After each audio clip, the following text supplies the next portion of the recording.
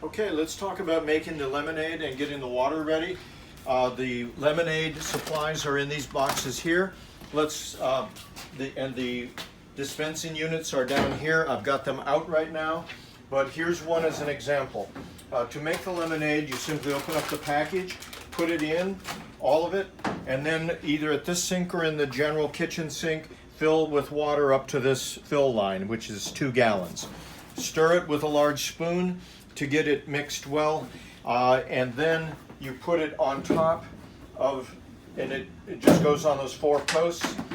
This goes under there to catch drips, and you take this and put it out there. Then you come and get ice, and I would carry it out in a bowl like this, or in a container, or both of them.